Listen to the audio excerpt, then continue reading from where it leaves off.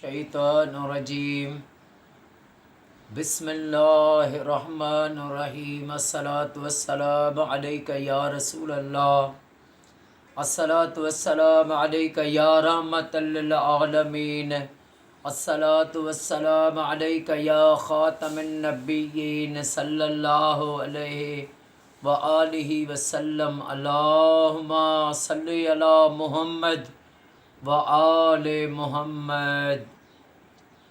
جو بھی میرا بھائی یا میری بہن میری اس ویڈیو کو دیکھے، اللہ پاک امام سجاد امام زین العابدین علیہ الصلاۃ والسلام کے صدقے اس کو ہر تکلیف پریشانی سے بچائے اور اس کی ساری فیملی کو سدا شاد و آباد فرمائے۔ میرے آقا کریم صلی اللہ علیہ وآلہ وسلم میرے آقا کریم صلی اللہ علیہ وآلہ وسلم سے ایک شخص نے سوال پوچھا کہ یا رسول اللہ دین کیا ہے؟ تو آقا کریم صلی اللہ علیہ وآلہ وسلم نے فرمایا اچھا اخلاق دین ہے۔ پھر اس سائل نے پھر سوال کیا، پھر میرے کریم آقا صلی اللہ علیہ وآلہ وسلم نے فرمایا اچھا اخلاق یہ دین ہے۔ تین باری سائل نے سوال کیا، تو پھر جب ان کو چوتھی باری سوال پر آقا کریم صلی اللہ علیہ وآلہ وسلم نے فرمایا میں تمہیں کھول کے بتاؤں، دین یہ ہے کہ تمہیں غصہ نہ آئے۔ اچھا اخلاق دین ہے، اور اچھا اخلاق جس میں آ گیا تو وہ بردبار ہو جائے گا۔ ام المومنین اما عائشہ صدیقہ رضی اللہ تعالی عنہ سے پوچھا گیا کہ آقا کریم صلی اللہ علیہ وآلہ وسلم کا اخلاق کیا ہے، کیسا ہے؟ تو اما عائشہ صدیقہ نے فرمایا کان خلقہ القرآن، آقا کریم کا اخلاق قرآن ہے۔ سبحان اللہ۔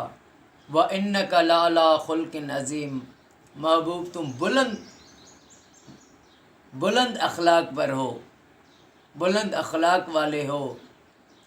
تو ہمیں دین اسلام آقا کریم صلی اللہ علیہ وآلہ وسلم نے اپنی امت کی رہنمائی کی ہے، اور آقا کریم صلی اللہ علیہ وآلہ وسلم رحمت للعالمین ہیں، سارے عالم کے لیے آقا میرے رحمت للعالمین بن کر آئے۔ تو آقا کریم نے بھی پوری انسان ذات کی جو ہے رہنمائی کی ہے۔ God has sent many prophets for the proper guidance of mankind۔ پوری انسان ذات کی آقا کریم صلی اللہ علیہ وآلہ وسلم نے رہنمائی کی ہے۔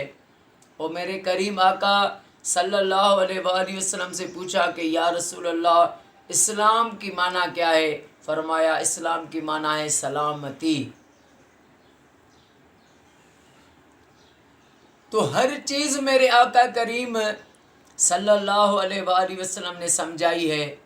آقا کریم صلی اللہ علیہ وآلہ وسلم نے ہمیں بتایا ہے، آقا کریم صلی اللہ علیہ وآلہ وسلم نے ہمیں اللہ کی عبادت کا سبق سکھایا ہے، اور اس کے حقوق اللہ کے ساتھ حقوق العباد کا وہ سکھایا ہے ہمیں۔ میرے آقا کریم صلی اللہ علیہ وآلہ وسلم فرماتے ہیں، اصحابہ کرام سے پوچھا کہ میں تمہیں بتاؤں ایک عمل ایسا ہے کہ روزے نماز سے بھی وہ افضل ہے۔